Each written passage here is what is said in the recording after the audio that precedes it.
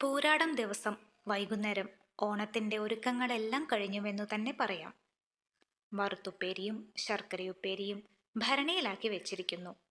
കുറുക്കിയ കാളനും ഭരണിയിൽ തന്നെയാണ്. വീട്ടിനകത്തെല്ലാം നേന്ത്രപ്പഴത്തിന്റെ നേരിയ മണമുണ്ട്. ഓണപ്പുടവയ്ക്കുള്ള തുണിത്തരമെല്ലാം അച്ഛനും മുത്തച്ഛനും കൂടി കടയിൽ പോയി വാങ്ങിക്കൊണ്ടു വന്നിരിക്കുന്നു. അതെല്ലാം സൂക്ഷിച്ചു വെച്ചിരിക്കുന്നത് മുത്തശ്ശിയുടെ മുറിയിലാണ്. ഉണ്ണിക്കുട്ടൻ ഇടയ്ക്കിടയ്ക്ക് മുത്തശ്ശിയുടെ മുറിയിൽ ചെന്ന് ആരും കാണാതെ ഓണപ്പുടവ എടുത്തു നോക്കും. നല്ല മണം, ലഹരി പിടിപ്പിക്കുന്ന മണം. പുതിയ പുസ്തകത്തിന്റെ മണവും ഇതുപോലെ തന്നെയാണ്. ഇന്ന് മുറ്റത്ത് പൂവിടുന്നതിൽ പ്രത്യേകം ശ്രദ്ധിച്ചിട്ടുണ്ട്. അവസാനത്തെ ദിവസമല്ലേ, നാളെ തൃക്കാക്കരപ്പനെ വെക്കണമല്ലോ. തൃക്കാക്കരപ്പനെ ഉണ്ടാക്കാൻ മണ്ണ് കൊണ്ടുവരുന്നതും തൃക്കാക്കരപ്പനെ ഉണ്ടാക്കുന്നതും മുറ്റം അരിമാവ് കൊണ്ട് അണിഞ്ഞു ഭംഗി കൂട്ടുന്നതുമെല്ലാം നാളെ വിസ്തരിച്ചു കാണണം. ഇതെല്ലാം കഴിയുന്നതുവരെ കുട്ടൻ നായരുടെയും കാളിയമ്മയുടെയും പിന്നാലെ അങ്ങനെ കൂടണം. എന്നാലേ എല്ലാം ശരിക്കു കാണാൻ സാധിക്കുകയുള്ളൂ. സമയം നീങ്ങുന്നില്ലെന്ന് തോന്നി ഉണ്ണിക്കുട്ടന്. താലപ്പൊലിയുടെ തലേദിവസം ഇങ്ങനെ തന്നെയാണ്, സമയം നീങ്ങുന്നില്ലെന്ന് തോന്നും. പക്ഷേ സമയം നീങ്ങിയിരുന്നു.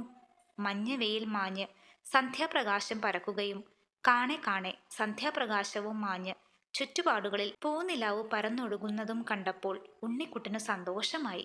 സമയം രാത്രിയായല്ലോ, ഇനി ഊണ് കഴിച്ചു കിടന്നൊരുറക്കം, പിറ്റേന്ന് പുലർച്ചയ്ക്കേ ഉണരാവൂ. അങ്ങനെ ഉത്രാടം ദിവസം പുലർന്നു. അത്യാവശ്യം വേണ്ട ദിനകൃത്യങ്ങളെല്ലാം ചെയ്തു തീർത്ത് ഉമ്മറത്തേക്ക് വന്നപ്പോൾ അച്ഛൻ പതിവ് പോലെ ചാരു കസാലയിൽ കിടന്നു പേപ്പർ വായിക്കുന്നു. ഓണമായാലും ശരി, വിഷുവായാലും ശരി, രാവിലത്തെ പേപ്പർ വായന അച്ഛൻ മുടക്കില്ല. ഏതായാലും ഇന്നും നാളെയും ഓഫീസിൽ പോകുകയുണ്ടാവില്ല. മുത്തച്ഛനും കുട്ടൻ നായരും ഉമ്മറ മുറ്റത്തുണ്ടോ എന്ന് നോക്കാനായി ഉണ്ണിക്കുട്ടൻ മുറ്റത്തേക്ക് ഇറങ്ങിയതും കുട്ടൻ നായർ ഒരു കൊട്ട നല്ല പശിമയുള്ള ചുവന്ന മണ്ണുകൊണ്ടുവന്ന് മുറ്റത്തിട്ടതും ഒന്നിച്ചായിരുന്നു. തൃക്കാക്കരപ്പനെയും മാദേവരെയും ഉരുട്ടാനായി മണ്ണ് പുറത്തെവിടെ നിന്നെങ്കിലും കൊണ്ടുവരികയാവും. എവിടുന്നാ മണ്ണ്? ഉണ്ണിക്കുട്ടൻ ചോദിച്ചു. അതൊക്കെ തേടി പിടിച്ചു കൊണ്ടുവന്നു. കുട്ടൻ നായർ കുന്തിച്ചിരുന്ന് കൈകൾ കൊണ്ട് പരതി പരതി മണ്ണിലെ കല്ലുകളെല്ലാം എടുത്ത് തൊടിയിലേക്ക് എറിഞ്ഞു. കാളിയമ്മ ഒരു ചെപ്പുകുടം വെള്ളവും ഒരടുക്ക് ചെമ്പും കുട്ടൻ നായരുടെ മുമ്പിൽ കൊണ്ടുവന്നു വെച്ചു പോയി. കുട്ടൻ നായർ ആവശ്യത്തിനു വേണ്ട വെള്ളം മണ്ണിലൊഴിച്ച് മണ്ണു കൈകൾ കൊണ്ട് കുഴച്ച് പദം വരുത്തി വലിയ ഒരു ഉരുളയാക്കി വെച്ചു. എന്നിട്ട് ഒരു നിമിഷം എന്തോ എണ്ണി തിട്ടപ്പെടുത്തുന്നത് പോലെ ആലോചിച്ചിരുന്നു. എത്ര തൃക്കാക്കരപ്പനെ ഉരുട്ടണമെന്ന് ആലോചിക്കുകയാവും, ഉണ്ണിക്കുട്ടൻ വിചാരിച്ചു. കുട്ടൻ നായർ ആ വലിയ മണ്ണുരുളയെ 7 ഉരുളകളായി ഭാഗിച്ചു. എന്നിട്ട് ഉണ്ണിക്കുട്ടന്റെ നേരെ നോക്കിക്കൊണ്ട് പറഞ്ഞു, 7 ഉരുളകൾ എന്തിനാന്നറിയണം അല്ലേ?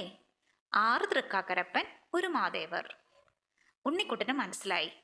6 തൃക്കാക്കരപ്പനെയും ഒരു മാദേവരെയും ഉണ്ടാക്കണം. തൃക്കാക്കരപ്പനെ ഉമ്മറമുറ്റത്തും അടുക്കള മുറ്റത്തും വെക്കണമെന്ന് മുത്തശ്ശി പറഞ്ഞിട്ടുണ്ട്. നടുമുറ്റമുള്ള വീട്ടിലാണെങ്കിൽ നടുമുറ്റത്തും വെക്കണമത്രേ. എന്തോ മറന്നു വെച്ചതെടുക്കാൻ എന്ന പോലെ കുട്ടേട്ടൻ മുറ്റത്തേക്ക് ഓടിയെത്തി. പുറകെ അമ്മിണിയും. വീഴും വീഴും പെണ്ണേ എന്ന് പറഞ്ഞുകൊണ്ട് മുത്തച്ഛനും മുറ്റത്തെത്തി. മുത്തച്ഛൻ അമ്മിണിയെ എടുത്തുകൊണ്ട് തിണ്ടിന്മേലിരുന്നു. കുട്ടൻ നായർ തൃക്കാക്കരപ്പനെ ഉണ്ടാക്കാൻ തുടങ്ങി. മണ്ണുരുളകൾ കുട്ടൻ നായരുടെ കൈവേഗത്തിനനുസരിച്ച് തൃക്കാക്കരപ്പന്റെ രൂപമായി മാറുന്ന കാഴ്ച ഉണ്ണിക്കുട്ടൻ അത്ഭുതത്തോടെ നോക്കിക്കൊണ്ടിരുന്നു. എന്തൊരു കൈവേഗമാണോ കുട്ടൻ നായർക്ക്! മണ്ണുരുള എടുക്കുന്നു, അടിച്ചു പരത്തുന്നു, അടിച്ചു പരത്തുമ്പോൾ വലിയ ശർക്കരയച്ചന്റെ ആകൃതി പോലെ ആകുന്നു. വലിയ ശർക്കരയച്ച് പിന്നെ തൃക്കാക്കരപ്പന്റെ രൂപമാകാൻ അധികം താമസമില്ല. വല്ലാത്ത മിടുക്കൻ തന്നെ കുട്ടൻ നായർ. അങ്ങനെ കുട്ടൻ നായർ 6 തൃക്കാക്കരപ്പനെ ഉണ്ടാക്കിയ ശേഷം ഒരു നിമിഷം എഴുന്നേറ്റ് നിന്നു. എന്നിട്ടൊന്ന് മൂരി നിവർന്ന് വീണ്ടും കുന്തിച്ചിരുന്ന് മാദേവരെ ഉണ്ടാക്കാൻ തുടങ്ങി. അതിന് കുറച്ചു പണി അധികമുണ്ട്. ആദ്യം മണ്ണുകൊണ്ട് പരന്നൊരു തട്ട്, തട്ടിന്മേൽ ശിവലിംഗം പോലെയുള്ളൊരു ഒഴുക്കൻ മണ്ണുരുള, ആ മണ്ണുരുളയ്ക്കു ചുറ്റും തട്ടിന്മേൽ നെല്ലിക്കയോളം പോന്ന ചെറിയ ചെറിയ മണ്ണുരുളകൾ. മാദേവരുടെ രൂപം ഏകദേശം ഇങ്ങനെയൊക്കെയാണ്. മാദേവരെ ഉണ്ടാക്കാൻ കുറച്ചധിക നേരം വേണ്ടി വന്നു. മാദേവരെ രാത്രി ഒന്നുകൂടി മിനുക്കണം എന്ന് പറഞ്ഞുകൊണ്ട് കുട്ടൻ നായർ എഴുന്നേറ്റു. കാളിയമ്മ മുറ്റത്ത് അവിടെ എവിടെയായി ഓരോ കുന്തി ചാണകം കൊണ്ടുവന്നിട്ട് ചെപ്പുകുടവും അടുക്കു ചെമ്പുമായി കിണറ്റിൻ കരയിലേക്ക് പോയി. കുട്ടൻ നായരും കിണറ്റിൻകരയിലേക്ക് പോയി. കൈകാലുകൾ കഴുകാനാകും. വിശക്കുന്നുണ്ട് ഉണ്ണിക്കുട്ടന്. ഇതിങ്ങനെ നോക്കി നിന്നതുകൊണ്ട് വിശപ്പ് മാറില്ലല്ലോ. കുട്ടേട്ടനും അമ്മിണിയും ചായയും പലഹാരവും കഴിച്ചിട്ടുണ്ടാകും. ഉണ്ണിക്കുട്ടൻ അടുക്കളയിലേക്ക് ചെന്നു. വന്നോ? അമ്മ ചെറിയൊരു നാക്കിലയിൽ നേന്ത്രപ്പഴം പുഴുങ്ങിയതും വറുത്തുപ്പേരിയും ശർക്കരയുപ്പേരിയും പപ്പടവുമൊക്കെ വെച്ചു കൊടുത്തു. പുഴുങ്ങിയ പഴത്തേക്കാളും പുഴുങ്ങാത്ത പഴമാണ് ഉണ്ണിക്കുട്ടന് ഇഷ്ടം. ഓണമല്ലേ, ഇന്നേതായാലും പുഴുങ്ങിയ പഴം തിന്നാമെന്ന് കരുതി.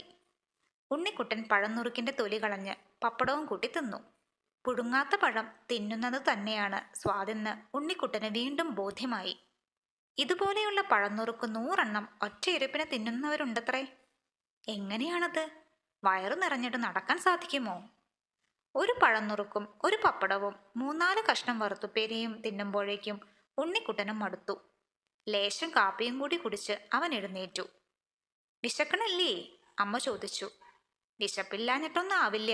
തൃക്കാക്കരപ്പനെ വെക്കണത് കാണാനുള്ള ധൃതിയാണ്, മുത്തശ്ശി പറഞ്ഞു. അവർ പറയുന്നതൊന്നും ശ്രദ്ധിക്കാതെ വലത്തെ കൈപ്പടം കൊണ്ട് ചിറി തുടച്ചുകൊണ്ട് ഉണ്ണിക്കുട്ടൻ ഉമ്മറത്തേക്ക് ഓടിപ്പോയി. കാളിയമ്മ മുറ്റം തേപ്പ് കഴിഞ്ഞ് പോയിരിക്കുന്നു. മുത്തച്ഛനും കുട്ടിയേട്ടനും അമ്മിണിയും മുറ്റത്തു തന്നെയുണ്ട്. അച്ഛന്റെ പേപ്പർ വായന ഇനിയും കഴിഞ്ഞിട്ടില്ല. മുത്തച്ഛൻ ചോദിച്ചു. കാപ്പി കുടിച്ചോ? ഉണ്ണിക്കുട്ടൻ മൂളി. പഴന്നുറുക്ക് എത്രണ്ണം തിന്നു? 1. മോശം മോശം. ആ ചുക്ലിപ്പട്ടി എവിടെ നിന്നോ വന്ന് തൃക്കാക്കരപ്പനെ ഉണ്ടാക്കിയ സ്ഥലം ആകപ്പാടെ ഒന്ന് മണത്തു നോക്കി ഓടിപ്പോയി. കുട്ടിയേട്ടൻ അതിനെ എറിയാൻ ഒരു കല്ലെടുത്തപ്പോൾ മുത്തച്ഛൻ ചോദിച്ചു. ചാവാൻ ജീവനില്ലാത്ത അതിനെ എന്തിനാ എറിയണത്? അതതിന്റെ പാട്ടിന് പോയിക്കോട്ടെ. കുട്ടിയേട്ടൻ എറിയാനെടുത്ത കല്ല് അലക്ഷ്യമായി തൊടിയിലേക്ക് എറിഞ്ഞു. മുണ്ടി ഒരു കെട്ട് കണ്ണാങ്കളിപ്പൂക്കളും അലരിപ്പൂക്കളുമായി വന്നു. പൂക്കൾ പതുക്കെ തിണ്ടിന്മേൽ ഒരിടത്ത് വെച്ച് അടുക്കള മുറ്റത്തേക്ക് പോകുമ്പോൾ അവളുടെ ദേഹത്തിലേക്ക് ആകെ ഒന്ന് ഉണ്ണിക്കുട്ടൻ നോക്കി. അവളുടെ ദേഹത്തിലെ പിത്തച്ചൊറിക്ക് പ്രത്യേകിച്ചൊരു ഭേദവുമില്ല. ഇനിയും ധാരാളം തവളകളെ തിന്നേണ്ടി വരുമെന്നാണ് തോന്നുന്നത്. കുട്ടൻ നായരെ എന്താണ് കാണാത്തത്? മുറ്റം അണിയാറായില്ലേ? കുട്ടൻ നായരെ കുറിച്ച് ആലോചിച്ചപ്പോഴേക്കും ഒരടുക്കും ചെമ്പിൽ കൈയിട്ടിളക്കിക്കൊണ്ട് കുട്ടൻ നായർ രംഗത്തേക്ക് വന്നു. ഉണ്ണിക്കുട്ടൻ കുട്ടൻ നായരുടെ അടുത്തു ചെന്ന് ചോദിച്ചു. എന്താ അത് ചെമ്പില്? മനസ്സിലായില്ലേ? അരിമാവ് മുറ്റം അണിയാനുള്ളത്. മനസ്സിലായി. ആദ്യം തന്നെ സംശയം തോന്നായികയില്ല. വെണ്ടയില വേണ്ടേ? വേണമെന്നോ വേണ്ടെന്നോ കുട്ടൻ നായർ പറയുന്നതിന് മുമ്പ് തന്നെ ഉണ്ണിക്കുട്ടൻ വെണ്ടയില നുള്ളിക്കൊണ്ടുവരാനായി ഓടിപ്പോയി. കുട്ടിയേട്ടനും വേറൊരു ഭാഗത്തേക്ക് ഓടിപ്പോയി. ആദ്യം വെണ്ടയിലയുമായി ഓടിയെത്തിയത് കുട്ടിയേട്ടനാണ്. ഉണ്ണിക്കുട്ടൻ വെണ്ടയിലയുമായി വന്നപ്പോഴേക്കും കുട്ടിയേട്ടൻ കൊണ്ടുവന്നു കൊടുത്ത വെണ്ടയില കുട്ടൻ നായർ അരിമാവിൽ ഞൊരടി ചേർത്തു കഴിഞ്ഞിരുന്നു. ഉണ്ണിക്കുട്ടൻ ഒന്ന് കരഞ്ഞാലോ എന്ന് സംശയിച്ചു നിന്നു. മുത്തച്ഛൻ അത് മനസ്സിലാക്കി. ഉണ്ണിക്കുട്ടൻ കൊണ്ടുവന്നതും അരിമാവിൽ ചേർത്തേക്കൂ. ശരി. ഉണ്ണിക്കുട്ടൻ കൊണ്ടുവന്നതും കുട്ടൻ നായർ അരിമാവിൽ ഞൊരടി ചേർത്തു. ഉണ്ണിക്കുട്ടന് സന്തോഷമായി. അവൻ ചിരിച്ചു. കുട്ടേട്ടൻ അത് ഇഷ്ടപ്പെട്ടില്ല. എന്തിനടാ ഇളിക്കണ് തോന്നിയിട്ട്? അരിമാവിന് വേണ്ടത്ര കൊഴുപ്പും കിട്ടിയെന്ന് തോന്നിയപ്പോൾ കുട്ടൻ നായർ അണിയാൻ തുടങ്ങി. മുത്തശ്ശിയും അമ്മയും കുട്ടൻ നായർ അണിയുന്നത് കാണാൻ കോലായിൽ വന്നു നിന്നു. പേപ്പർ ചുരുട്ടി പിടിച്ചുകൊണ്ട് അച്ഛനും മുറ്റത്തിറങ്ങി നിന്നു. മുറ്റത്ത് ഒരരികു പറ്റിക്കൊണ്ട് മുണ്ടിയും നിൽപ്പുണ്ട്. കാളിയമ്മയെ കാണാനില്ല. ആ അമ്മയ്ക്ക് ഇതൊന്നും കാണുന്നത് ഇഷ്ടമാവില്ലേ? തെങ്ങിൻ തടത്തിലിരുന്ന് ഇപ്പോഴും പാത്രങ്ങൾ കഴുകുകയാവും ആ അമ്മ. അണിയിൽ കഴിഞ്ഞപ്പോഴേക്കും അണിഞ്ഞ സ്ഥലത്തിന്റെ നടുക്ക് വലിയൊരു നാക്കില മുത്തശ്ശി കൊണ്ടുവന്നു വെച്ചു. ആ നാക്കിലയിൽ കുട്ടൻ നായർ 3 തൃക്കാക്കരപ്പനെ എടുത്തു വെച്ച ശേഷം അടുക്കള മുറ്റം അണിയാനായി ധൃതിപ്പെട്ടു പോയി. കുട്ടിയേട്ടൻ തൃക്കാക്കരപ്പനിൽ കണ്ണാന്തളിപ്പൂക്കളും അലരിപ്പൂക്കളും കുത്തിനിർത്തി. പൂക്കൾ കുത്തിനിർത്തിയെന്നല്ല, പൂക്കൊമ്പുകൾ കുത്തിനിർത്തിയെന്നാണ് പറയേണ്ടത്. പൂക്കളുള്ള ചുള്ളിക്കൊമ്പുകൾ. തൃക്കാക്കരപ്പനിൽ പൂക്കൊമ്പുകൾ കുത്തിയപ്പോഴേക്കും മുറ്റത്തിനാകെ തന്നെ ഒരു ഭംഗി കൈവന്ന പോലെ തോന്നി. ഇതുകൊണ്ടായില്ലല്ലോ, ഇനി അടുക്കള മുറ്റത്തേക്കും പോകണമല്ലോ. ഉമ്മറമുറ്റത്ത് ചെയ്ത പണികളെല്ലാം അവിടെയും ചെയ്യണമല്ലോ. ഉണ്ണിക്കുട്ടൻ അടുക്കള മുറ്റത്തേക്ക് പോയി. അവിടത്തെ അണിയലും നാക്കില വെക്കലും കഴിഞ്ഞിരിക്കുന്നു. കുട്ടൻ നായർ ഉമ്മർത്തു ശേഷിച്ചിരിക്കുന്ന 3 തൃക്കാക്കരപ്പനെയും ഓരോന്നായി എടുത്തുകൊണ്ടുവന്ന് വെച്ചു. ഇവിടെ തൃക്കാക്കരപ്പനിൽ പൂക്കൊമ്പുകൾ കുത്തിയത് ഉണ്ണിക്കുട്ടനാണ്. കുട്ടേട്ടൻ തടസ്സമൊന്നും പറഞ്ഞില്ല. കുട്ടൻ നായർ അമ്മിണിയോട് ചോദിച്ചു. അമ്മിണി എന്താ ഒരക്ഷരവും മിണ്ടാതെ ഒതുങ്ങി നിൽക്കുന്നത്? ശരിയാണ്, എത്ര നേരമായി അമ്മിണി ഒരു ശാഠ്യവും പിടിക്കാതെ ഒതുങ്ങി നിൽക്കുന്നു. എല്ലാം നോക്കിക്കാണുക മാത്രം ചെയ്യുന്നു. അടുത്ത വീടുകളിൽ നിന്ന് പൂവിളികൾ കേട്ടപ്പോൾ മുത്തശ്ശി പറഞ്ഞു, നിങ്ങളും പൂ വിളിക്കിൻ കുട്ടികളെ. ഉണ്ണിക്കുട്ടൻ കുട്ടിയേട്ടന്റെ മുഖത്തേക്ക് നോക്കി. ഉണ്ണിക്കുട്ടന് പൂ വിളിക്കാൻ ലജ്ജയാണ്. കുട്ടിയേട്ടനും ലജ്ജയില്ലാതെയില്ല. എന്നിട്ടും കുട്ടിയേട്ടൻ പൂ വിളിച്ചു. പൂവേ പൂപ്പൊലി പൂവേ, കൂയ് കൂയ്. എന്താ ഉറക്കെ കൂവാത്തത്? ഇത്രയൊക്കെ മതി, കുട്ടൻ നായർ ശുപാർശ പറഞ്ഞു. അങ്ങനെ തൃക്കാക്കരപ്പനെ വെച്ചു. ഇനി നാളെ മാദേവരെ വെക്കും. എന്നിട്ട് 4-5 ദിവസങ്ങൾ കൂടി കഴിഞ്ഞാൽ എടുത്തു മാറ്റുകയും ചെയ്യും. അത് ഓർത്തപ്പോൾ ഉണ്ണിക്കുട്ടന് ലേശം വിഷമം തോന്നി. ഇന്ന് മുറ്റം കാണാൻ എന്തൊരു ഭംഗിയാണ്. നാളെ മാദേവരെ വെച്ചാൽ ഇതിലുമധികം ഭംഗിയുണ്ടായേക്കും. ഉണ്ണിക്കുട്ടൻ ഉമ്മറക്കോലായിൽ വന്നിരുന്നു. ഇപ്പോൾ ഉമ്മറത്താരുമില്ല. അച്ഛൻ പേപ്പർ വായന കഴിഞ്ഞു കുളിക്കാൻ പോയിരിക്കുന്നു. ഇന്ന് അമ്പലക്കുളത്തിൽ കുളിക്കാനാണ് പോയിരിക്കുന്നത്. ആ ചൊക്ലിപ്പട്ടി വീണ്ടും മുറ്റത്തു വന്ന് ആകെ കൂടി എല്ലാം ഒന്ന് നോക്കി ഓടിപ്പോയി. എന്താണ് ഈ പട്ടിക്കിന്ന്? നേരം പുലർന്ന ശേഷം ഇത് 2ാമത്തെ പ്രാവശ്യമല്ലേ വരുന്നത്? മുറ്റത്ത് പുതിയൊരു സാധനം ഇരിക്കുന്നത് കാണാനുള്ള കൗതുകം കൊണ്ടാകുമോ? മാദേവർ മുറ്റത്തിന്റെ ഒരരികിൽ തന്നെയുണ്ട്. മാദേവരെ കയറ്റി വെക്കാനുള്ള പീഠം കഴുകി വൃത്തിയാക്കിയിരിക്കുന്നുവോ ആവോ? കഴുകി വൃത്തിയാക്കണമെന്ന് കാളിയമ്മ പറഞ്ഞിരുന്നു. ഇനിയും സമയമുണ്ടല്ലോ. മുണ്ടി ചെറിയൊരു കൊട്ടയിൽ എന്തൊക്കെയോ സാധനങ്ങളുമായി പോകുന്നത് കണ്ടു. നേന്ത്രപ്പഴത്തിന്റെ ഞെട്ടികൾ കൊട്ടയിൽ നിന്നും തെറിച്ചു നിൽക്കുന്നുണ്ട്. അരി തൊട്ട് മറ്റെല്ലാ സാധനങ്ങളും ഉണ്ടാകും. കൂട്ടാൻ വെക്കാനുള്ള കഷ്ണങ്ങൾ കൂടി മുത്തശ്ശി കൊടുത്തിട്ടുണ്ടാകും. അപ്പോൾ ഇന്ന് മുണ്ടി മീൻ വെക്കുകയുണ്ടാവില്ല. അടുക്കളയിൽ നിന്നും നാളികേരം ചിരങ്ങുന്നതിന്റെ ശബ്ദം കേൾക്കുന്നുണ്ട്. നാളികേരം ഉടയ്ക്കുന്ന ശബ്ദം കേട്ടില്ലല്ലോ. നാളികേരത്തിന്റെ വെള്ളം ആരാണ് കുടിച്ചതെന്നാവോ? അമ്മ ധൃതിയിൽ ഉമ്മറത്തേക്ക് വന്നുകൊണ്ട് പറഞ്ഞു, കുട്ടിയേട്ടന്റെയും അമ്മിണിയുടെയും കുളി കഴിഞ്ഞു. നിന്നെയും കുളിപ്പിക്കട്ടെ? എന്നിട്ട് വേണ്ടേ ഓണപ്പുടവ വാങ്ങാൻ? മുത്തച്ഛനതാ കാത്തിരിക്കുന്നു. ശരി. ഉണ്ണിക്കുട്ടൻ അമ്മയുടെ കൈക്ക് പിടിച്ചുകൊണ്ട് കുളിക്കാൻ പോയി. ഓണത്തിരുവോണം ദിവസം വീട്ടിലുള്ളവരുടെ എല്ലാം ഊണ് കഴിഞ്ഞിരിക്കുന്നുവെങ്കിലും അടുക്കളയിലെയും അകായിലെയും തിരക്കൊഴിഞ്ഞിട്ടില്ല. ഊണ് കഴിക്കാൻ ക്ഷണിച്ചവർ വരുന്നു, ഊണ് കഴിച്ചു പോകുന്നു. വരുന്നവർക്കെല്ലാം വിളമ്പിക്കൊടുക്കുന്നത് മുത്തച്ഛനും മുത്തശ്ശിയും അമ്മയും ചേർന്നാണ്. മത്തായി ചേട്ടനും മൊയ്തുണ്ണിയും ഇപ്പോൾ ഊണ് കഴിഞ്ഞു പോയതേയുള്ളൂ. മത്തായി ചേട്ടൻ കാഴ്ചയായി കൊണ്ടുവന്ന നേന്ത്രക്കായയ്ക്ക് നല്ല മുഴുപ്പുണ്ട്. മഞ്ഞ നിറം വീണിരിക്കുന്നു. നാളത്തേക്ക് ശരിക്കു പഴുത്തു പാകം വരും. കുട്ടൻ നായർ അത് എവിടെയാണാവോ കെട്ടിത്തൂക്കുക? മുത്തശ്ശിയുടെ മുറിയിൽ കെട്ടിത്തൂക്കിയാൽ മതിയെന്ന് പറയണം. പെട്ടിപ്പുറത്ത് കയറി നിന്ന് ഇഷ്ടം പോലെ ഉരിഞ്ഞു തിന്നാലോ. മൊയ്തുണ്ണി കാഴ്ചയായി കൊണ്ടുവന്നിരിക്കുന്നത് പച്ചക്കറികളാണ്. കാര്യമായി പയറും കൈപ്പയ്ക്കയുമാണ്. ശാഠ്യം പിടിച്ചു കരഞ്ഞിരുന്ന അമ്മിണിയെയും കൊണ്ട് അച്ഛൻ മുകളിലേക്ക് പോയിട്ട് കുറച്ചു നേരമായി. അച്ഛൻ താഴത്തുണ്ടായാലും വിശേഷമൊന്നുമില്ല. വിളമ്പിക്കൊടുക്കാനൊന്നും അച്ഛൻ അറിഞ്ഞുകൂടാ. അമ്മിണി മുകളിൽ എന്താണ് കാണിക്കുന്നതെന്ന് നോക്കാനായി മുകളിലേക്ക് പോയി. അച്ഛൻ്റെ അരികത്ത് കിടന്നുറങ്ങുകയാണ്. അച്ഛൻ ഇടത്തെ കൈത്തണ്ട നെറ്റിക്ക് താഴെ വെച്ച് മലർന്നു കിടക്കുന്നു. ഉറങ്ങിയിരിക്കുമോ ആവോ? ഉണ്ണിക്കുട്ടൻ ശബ്ദമുണ്ടാക്കാതെ താഴത്തേക്ക് തന്നെ ഇറങ്ങി വന്നു. ക്ഷീണം തോന്നുന്നുണ്ട്. പുലർച്ചെ 3 മണിക്ക് എഴുന്നേറ്റതല്ലേ. പാണനും പാട്ടിയും കൂടി പാട്ടുപാടാൻ വന്നപ്പോൾ അവരുടെ പാട്ടിൻ്റെയും വില്ലിൻ്റെയും ശബ്ദം കേട്ടുകൊണ്ടാണ് ഉണർന്നത്. നല്ല പാട്ട്. പാണൻ ഒരു വരി പാടി നിർത്തുമ്പോഴേക്കും പാട്ടി തുടങ്ങുകയായി. ഹര ഹരോ ശിവശിവോ, ശിവൻ തന്നെ മാദേവര്. തൊടിയിലെ മാവിന്റെ ചുവട്ടിൽ നിന്നുകൊണ്ടാണ് അവർ പാടിയത്. ഇരുട്ടായതുകൊണ്ട് അവരുടെ മുഖം കാണാൻ സാധിച്ചില്ല. പാണനും പാട്ടിയും പാട്ടുപാടിയപ്പോഴേക്കും മാദേവരെ വെക്കലും അതിനുള്ള പൂജയും ഒക്കെ തുടങ്ങി. അപ്പോഴേക്കും എല്ലാ വീടുകളിൽ നിന്നും ശബ്ദങ്ങൾ ഉയർന്നു. വെളിച്ചങ്ങൾ പ്രകാശിച്ചു. പിന്നെ ഉണ്ണിക്കുട്ടൻ ഉറങ്ങിയില്ല. അടുക്കളയിൽ ഓട്ടുരുളയിൽ കിടന്നു വേവുന്ന പഴനുറുക്കിന്റെ മണവും തിളയ്ക്കുന്ന ശബ്ദവും കേട്ടുകൊണ്ട് ഒരിടത്തടങ്ങിയിരുന്നു. അങ്ങനെ നേരം പുലർന്നു. പിന്നെ വീട്ടിൽ എന്തെല്ലാം നടന്നു. വലിയ ചെമ്പിൽ 3-4 പ്രാവശ്യമായി ചോറ് വെച്ചു. പലതരം കറികളുണ്ടാക്കി. ക്ഷണിച്ചു വന്നവർക്കെന്നു മാത്രമല്ല, ക്ഷണിക്കാതെ വന്നവർക്കും ഇഷ്ടം പോലെ ഭക്ഷണം കൊടുത്തു. ഇതൊക്കെ മുത്തച്ഛന്റെ മേൽനോട്ടത്തിലാണ്. മുത്തച്ഛൻ മിടുക്കൻ തന്നെ. ഉണ്ണിക്കുട്ടൻ ഉമ്മറത്തേക്ക് വന്നു. ഉമ്മറത്തെ നിലത്ത് കുട്ടൻ നായർ ചെരിഞ്ഞു കിടന്നുറങ്ങുന്നുണ്ട്. പാവം, വല്ലാതെ ക്ഷീണിച്ചിട്ടുണ്ടാകും. ഇല്ലെങ്കിൽ കുട്ടൻ നായർ ഉച്ചയ്ക്ക് കിടന്നുറങ്ങുകയൊന്നുമില്ല. അലക്കിയ മുണ്ടാണ് കുട്ടൻ നായർ ഉടുത്തിരുന്നത്. ഓണത്തിരുവോണം ദിവസം കോടി അലക്കിയ മുണ്ടാണത്രേ ഉടുക്കേണ്ടത്. ഇന്നലെ കോടിമുണ്ടാണ് കുട്ടൻ നായർ ഉടുത്തിരുന്നത്. മുത്തച്ഛൻ കൊടുത്ത ഓണപ്പുടവ.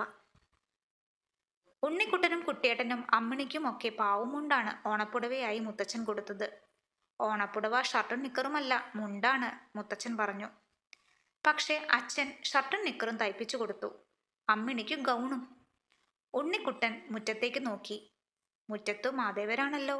ഇന്നും നാളെയും കൂടി കഴിഞ്ഞാൽ മാദേവരെയും എടുക്കും. എന്തിനാണ് ഓണം ഇത്ര വേഗം കഴിയുന്നത്? പൂക്കളം, തൃക്കാക്കരപ്പൻ, മാദേവര് ഇതൊക്കെ എന്നും മുറ്റത്തുണ്ടാകുന്നത് എത്ര നന്ന്. മുറ്റം അണിഞ്ഞത് അവിടെവിടെയായി അടർന്നു പോയിരിക്കുന്നു. ചില ഭാഗത്തേതു കാക്കകൾ കൊത്തു തിന്നുകയും ചെയ്തിട്ടുണ്ട്. കാക്കകൾ കാണാതെ ഒരു കാര്യവും ചെയ്യാൻ നിവൃത്തിയില്ല. വല്ലാത്ത കാക്കകൾ. ചെരിഞ്ഞു കിടന്നുറങ്ങുന്ന കുട്ടൻ നായരെ നോക്കിക്കൊണ്ട് ഉണ്ണിക്കുട്ടനും ബെഞ്ചിൽ ചെരിഞ്ഞു കിടന്നു. കുട്ടൻ നായർ ചുമരന്റെ ഭാഗത്തേക്ക് തിരിഞ്ഞു കിടക്കുന്നത് കൊണ്ട് അയാളുടെ പുറകുവശം മാത്രമേ കാണാൻ വെക്കൂ. കുട്ടൻ നായരുടെ മുതുകത്തും അവിടെയായി രോമക്കാടുകളുണ്ട്. അതെന്താ മുതുകത്താകെ അങ്ങനെ ഉണ്ടാകാതെ അവിടെ എവിടെയായിട്ടുണ്ടാകുന്നത്? നെഞ്ചത്തും വയറ്റത്തുമെല്ലാം കുട്ടൻ നായർക്ക് നിറയെ രോമങ്ങളാണ്. ഉണ്ണിക്കുട്ടൻ എന്തോ ഓർത്തിട്ടെന്ന പോലെ എതിർവശം തിരിഞ്ഞ് പടിക്കലേക്ക് നോക്കിക്കൊണ്ട് കിടന്നു. റോഡിൽ കൂടെ കുറെ കുട്ടികൾ സംഘം ചേർന്ന് എന്തൊക്കെയോ വിളിച്ചാർത്തു കൊണ്ടുപോയി. കുട്ടികളുടെ ശബ്ദം കേട്ട് ഭയപ്പെട്ടിട്ടാകണം ആ ചൊക്ലിപ്പട്ടി എവിടെ നിന്നോ ഓടി വരുന്നത് കണ്ടു. തരക്കേടില്ലല്ലോ, 2-3 ദിവസമായി ഈ പട്ടി വീടിനു ചുറ്റും പാറാവു തന്നെയാണല്ലോ. പട്ടി മുറ്റത്തേക്ക് വന്നില്ല. മുറ്റത്തിന്റെ അതിർത്തി വരെ വന്നു തിരിഞ്ഞു നോക്കി ഒരു നിമിഷം നിന്ന് പടിക്കലേക്ക് തന്നെ ഓടിപ്പോയി. പാവം, ഇന്ന് തിന്നാൻ വല്ലതും കിട്ടിയിരിക്കുമോ ആവോ? പട്ടി പഴനുറുക്ക് തിന്നുമോ? പഴനുറുക്ക് തിന്നുകയാണെങ്കിൽ തൊലിയോട് കൂടി തിന്നുമോ? അതോ തൊലി കടിഞ്ഞു തിന്നുമോ? കുട്ടിയേട്ടൻ എന്താണ് ഇനിയും കാണാത്തത്? ഊണ് കഴിഞ്ഞയുടൻ പമ്പരം കളിക്കാനായി ഗോവിന്ദൻകുട്ടിയുടെ വീട്ടിലേക്ക് പോയതാണ്. പമ്പരം ഇന്നലെ വൈകുന്നേരമാണ് അപ്പുണ്ണി കൊണ്ടുവന്നു കൊടുത്തത്. പോത്തിൻ കൊമ്പിന്റെ പമ്പരമാണ്. തനിക്കും ഒരു പമ്പരം വേണമെന്ന് അപ്പുണ്ണിയോട് പറഞ്ഞിട്ടുണ്ട്. നോക്കട്ടെ എന്നാണ് അപ്പുണ്ണി പറഞ്ഞിരിക്കുന്നത്. അപ്പോൾ തീർച്ചയില്ല. ആശാരി വേലുവിനോട് മരം കൊണ്ട് ഒരു പമ്പരം ഉണ്ടാക്കിത്തരാൻ പറയാമായിരുന്നു. അവൻ വീട്ടിൽ വന്നപ്പോൾ പറയാൻ മറന്നുപോയി. നല്ല വെയിലുള്ള ദിവസം. തൊടിയാകെ വെയിലിൽ കുളിച്ചു നിൽക്കുന്നു. വെറുതെ തൊടിയിലെല്ലാം ഒന്ന് ചുറ്റിക്കറങ്ങിയാലോ എന്ന് ഉണ്ണിക്കുട്ടൻ ആലോചിച്ചു. വേണ്ട, മുത്തച്ഛൻ കണ്ടാൽ ചീത്ത പറയും. പെട്ടെന്ന് അടുത്തു തന്നെയുള്ള സിനിമാ തിയേറ്ററിൽ നിന്ന് പാട്ടുകൾ കേട്ടു തുടങ്ങി. ഓണത്തിരുവോണമായതുകൊണ്ട് മാറ്റിനി ഉണ്ടാകും. ഇന്ന് സിനിമയ്ക്ക് കൊണ്ടുപോകുമോ എന്ന് അച്ഛനോട് ചോദിച്ചു നോക്കണം. എത്ര ദിവസമായി ഒരു സിനിമ കണ്ടിട്ട്? കുട്ടൻ നായർ കൂർക്കം വലിക്കുന്ന ശബ്ദം കേട്ടു. ഇപ്പോഴാണ് കൂർക്കം വലി തുടങ്ങിയത്. ഇതിനു മുമ്പ് ബിഷ് ബിഷ് എന്നൊരു ശബ്ദമേ കേൾക്കാനുണ്ടായിരുന്നുള്ളൂ. ഉണ്ണിക്കുട്ടൻ ബെഞ്ചിൽ തന്നെ തിരിഞ്ഞു കിടന്ന കുട്ടൻ നായരെ നോക്കി. കുട്ടൻ നായർ ഇപ്പോഴും ചെരിഞ്ഞു കിടന്നു തന്നെയാണ് ഉറങ്ങുന്നത്. അതുകൊണ്ട് കൂർക്കം വലിക്കുമ്പോഴത്തെ മുഖഭാവം കാണാൻ വയ്യ. കുട്ടൻ നായരുടെ മുതുകത്തേക്ക് തന്നെ അങ്ങനെ നോക്കിക്കൊണ്ടിരിക്കുമ്പോൾ കണ്ണുകൾ ഇടയ്ക്കിടയ്ക്ക് അടഞ്ഞു പോകുന്നു. കുട്ടൻ നായരുടെ കൂർക്കം വലി, അടുക്കളയിൽ നിന്ന് ഇടയ്ക്കിടയ്ക്ക് കേൾക്കുന്ന ശബ്ദങ്ങൾ, ഇവ രണ്ടും കേട്ടുകൊണ്ട് ഉണ്ണിക്കുട്ടനും ഉറക്കത്തിന്റെ കയത്തിലേക്ക് ആണ്ടുപോയി.